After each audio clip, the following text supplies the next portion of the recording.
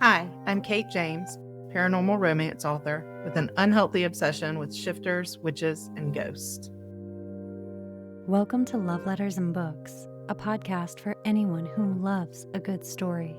This is a soft space to explore romance and books where no topic is too taboo. I'm your host, Casey, and this week I am sitting down with author Kate James. Kate is a paranormal romance author, and you may know her from her books Summer's Ghost, the Witches of Engels series, and her shifter romance Rescued by the Wolf, which just so happens to be my very first shifter story. And P.S., I loved it. And today we're talking about writing the kind of love that feels a little bit like magic. We'll talk all things shifter romance, including soul-deep bonds, what it's like to be part of a pack, as well as writing stories about FMCs who find their voice and claim their power. Kate also shares the real-life experience that inspired her book, Rescued by the Wolf. Make sure to stay to the end to hear a beautiful love letter that Kate wrote for her readers. Kate, welcome to the Love Letters and Books podcast. I am so glad you're here. Thank you for having me. I'm excited to be here. So let's start off by talking about your book, Rescued by the Wolf. That was how I found you. I saw your posts on social media. I was immediately intrigued, and I will be perfectly honest, this was my first shifter story. I've never read a book like this before, and something about the way you were talking about it completely sucked me in, and I was like, you know what? I'm just going for it. And I ate it up. I read it in one sitting. I loved it. I emailed you and said, can you please come on the podcast and let's talk about this? So let's talk about your book, your characters, the story, and what inspired it. The characters and the inspiration actually came from a backpacking trip that we had taken back in November. And it was a group of us. We have this camping group that we go on, and we had gone backpacking. It was right after Hurricane Helene had come through Western North Carolina, and the trails were not fantastic. We knew that going into it, but about 3 hours into the trip, I somehow misstepped and broke my leg. Literally just sat down in place and waited on mountain rescue to come. We had no phone signal, no anything. So we waited about 2.5 hours for them to come through with chainsaws and ATVs and stuff. And my husband's a firefighter as well. But when the first firefighter arrived, my best friend and I looked at each other and we were like, there's going to be a story written about him. Like, there was no question about it. I can't have an experience like that and not make a story out of it. Like, you've got to make some good come out of the bad. So that was kind of the inspiration. And I love shifter stories. So there was always going to be an aspect of the shifters in that. And I thought, what better way than a sexy firefighter shifter, right? So that's kind of where the storyline came from. No, I love that. And I'm sorry that that happened to you because honestly, I can't imagine how you felt I've spent most of my life outdoors and being pretty aggressive in hiking and camping and all that stuff. And it is really scary when something happens. So I don't want to dismiss that just because it ended up in a good story and a good book. But I am glad it ended on that note. But take us into the story and into your characters because it goes so much farther than just an incredible search and rescue guy who shows up and makes you want to write a book about it. What made these characters stand out to you and sort of their connection in the story? I wanted Carson, the female main character, I wanted her to have like a redemption story. It was going to be like a second chance romance. And I wanted her to just be able to find herself, find her voice. She had always felt rejected and just kind of in the way of everybody. And I wanted her to be able to kind of come into her own. I guess sometimes I think maybe that relates a little bit to, not necessarily to me, but a lot of women feel that way. You know, they feel kind of, they're there to be of service to other people. You know, they're the caregivers, and to find your own thing, your own voice, be able to stand up for yourself. And that's what I wanted her to be able to do. It's not easy to do in a short story, but I think she did kind of come into her own and find that voice for herself. The firefighters in the book, my dad was a firefighter, my husband's a firefighter. I know about those bonds that they build in that fire and rescue environment. What was really ironic is that while we were on the trail, my husband ended up knowing we were in a completely different state doing this backpacking trip. And my husband ended up knowing the firefighter, the first one that responded to us. And I was like, that to me just shows how big that family, that firefighter family is. And I wanted to kind of demonstrate that in the book as well, that there was, that strong brotherhood, that family feeling. The best way to kind of do that is with a pack. It's true bonds. Nobody's going to get left behind. Nobody's going to get pushed aside, I guess. And so I wanted Carson to be able to kind of come into that pack and find her own place in there. And like I said, that's kind of difficult to do in a short story, but I think she did it. She did it. So Can you tell us a little bit more about your main male character and sort of the dynamic between the two of them? So Hunter is the main male character. It's a second chance romance for her. They knew each other in the past. And for him, he doesn't know why she left. He doesn't know what circumstances, he is a shifter. He's part of the pack and he doesn't understand, like he thinks he has all the choice in the matter and doesn't realize that for a wolf, it's almost separate people. It's Hunter and then there's his wolf. And if his wolf chooses a mate, that's it. Like he doesn't really get a say in the matter. His wolf is going to pick a wolf. She is not. And so for him, I think he was just kind of coming into that understanding and realizing it. And he doesn't understand that there were powers in play behind the scenes for her leaving and stuff. And I think he's just a little confused at first. He was hurt but he's ready and willing to jump in and give it a second chance. And then I think once she figures that out too, she's like, okay, no more. I'm not going to play games anymore. And I think he's just a good, solid guy. He just wants the best for everybody and including himself and his family and his pack. And he just wants everybody to be happy. And one of the things that I'm hearing you say also is the fact that it is a novella and the pacing has to be different, the length is different. Why did you choose to make this a shorter story, and how did you weave in that pacing? Because it was expertly done. I mean, it was just perfect. And I've read novellas where you're still like, wow, I'm 90% in and I still, the action hasn't started. We haven't resolved anything. So the fact that your book is just so beautifully paced, just tell me about some of the choices you put in there. So I am actually working on another full-length novel. And so the choice to make it a novella was kind of like, I'm laid up with a broken leg. And it was just something I wrote in between the writer's block of the other story. It was just something I just kind of wanted to get out, a quick story that I wanted to get out. It wasn't like a forethought of, oh, I'm going to make this a short story. It just kind of turned out to be a short story. I have since kind of developed storylines for other books in the series. Like I'm going to try to make it a little series of novellas. But I think too, people want something that they can pick up and read while they're sitting in the car line picking up kids or sitting at the doctor's office or just in one night, something light and something easy to read.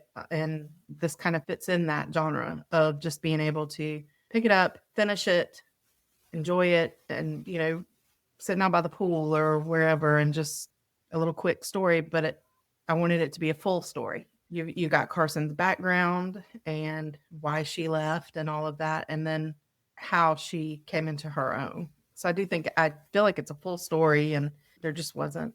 I mean, there's even family drama this one just in there. Came. I don't know. This one when it came.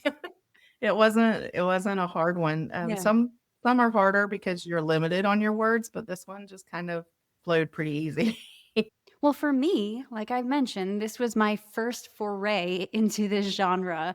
Can you tell us some of the things that you love most about these shifter stories and the genre? Like what stands out to you? You've mentioned a few things from your book, whether it's like the pack, the intense bonds, all of those things. So, what are the other elements of the story for newbies like me?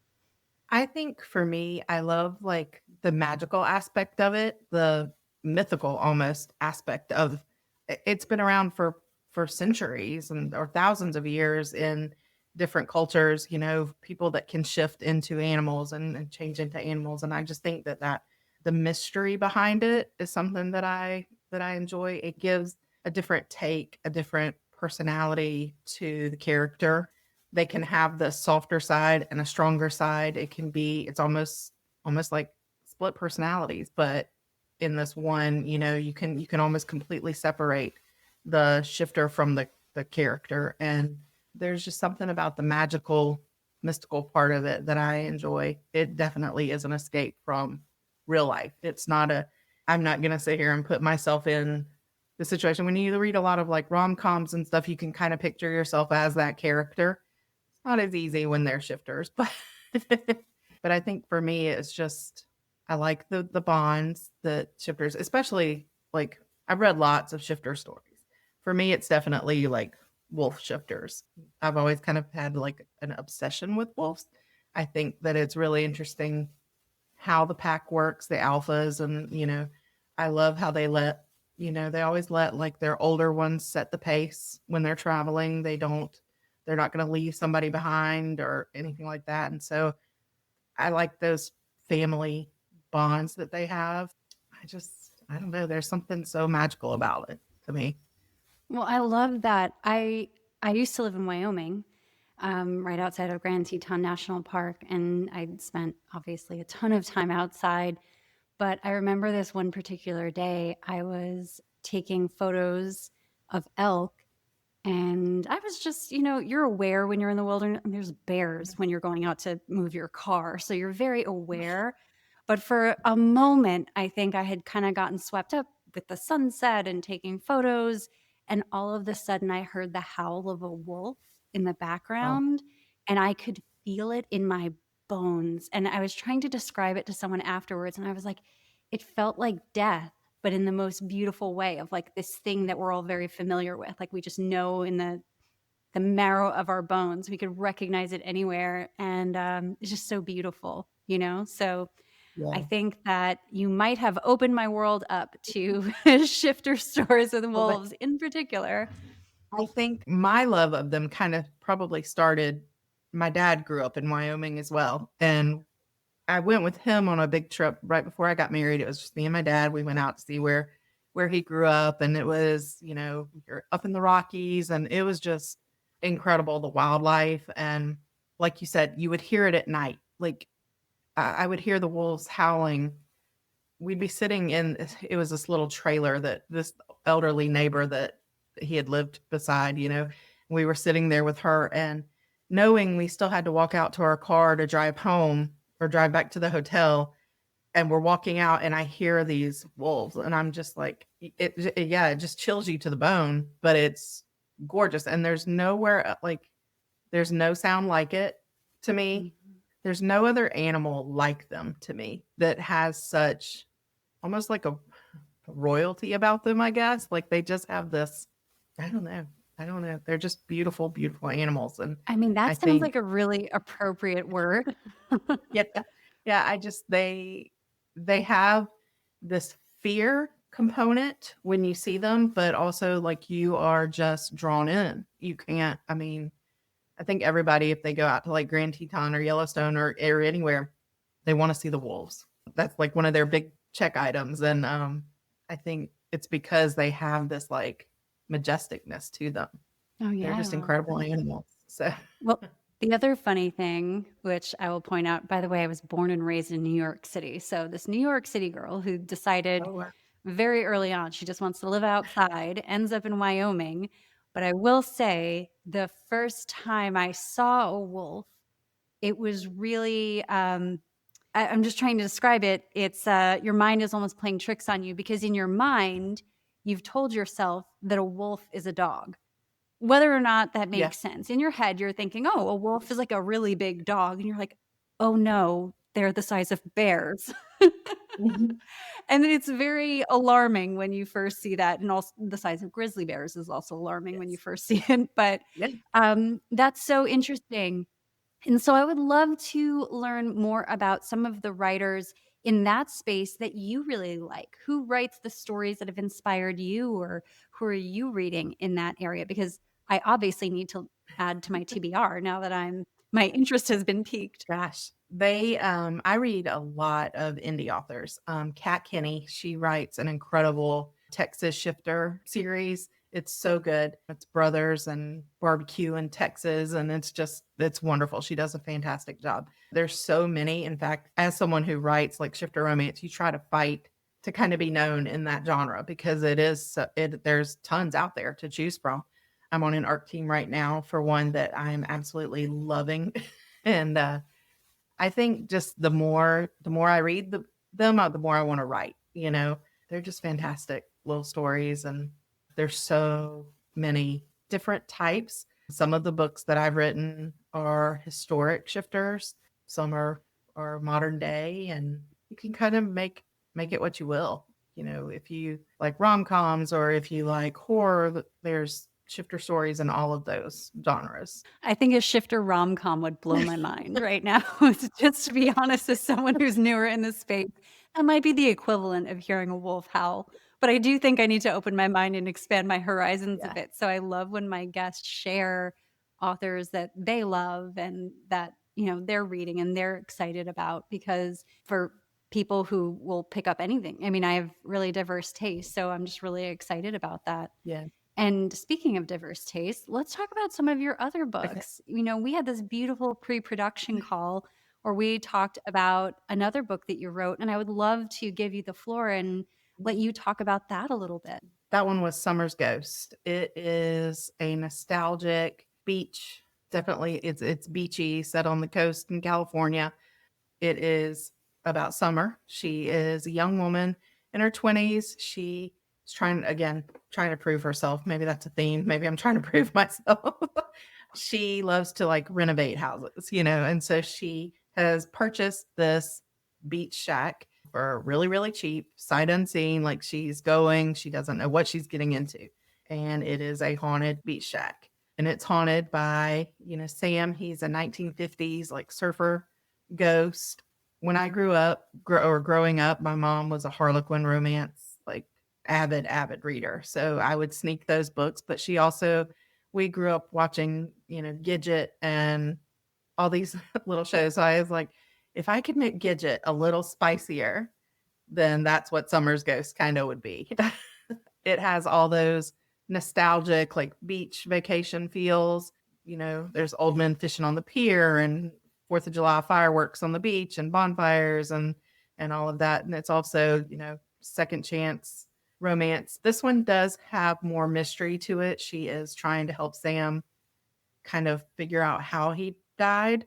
So there's some betrayal and stuff like that in the story as well. But this one was pretty personal for me. I included a lot of like childhood memories from my grandparents taking me to the beach and stuff in that. So I do feel like this one is a little more personal for me. Do you have a character that you've written that you feel like is very personal to you? That is a good question. um, I think there's a little bit of me in I mean, all of my it's a nosy question, yeah. so sorry. Well, I think that there is a little bit of me in all of my characters, and maybe not necessarily who I come across as, or, maybe more of who I want to be in my mind, or dreams that I have and things like that. I tend to write into the characters. So whether they own a bookstore or own a coffee shop, or they're, a journalist or something along those lines, or just the strength of character, I think there's always going to be a little bit of me in each character that I write. There's also a little bit of like my friends and, things like that in the characters. Some I'll never tell, Yeah. but, Well, I think after the last time we spoke, I purchased Summer's Ghost, so it's on my reading list, Oh, and I'm definitely getting to it. I love the whole concept behind it because my entire life, I wanted to live on the California coast, and I ended up doing that. So any book that's sort of like a paranormal second chance story set in that place would be perfect for me. So I can't wait to read that.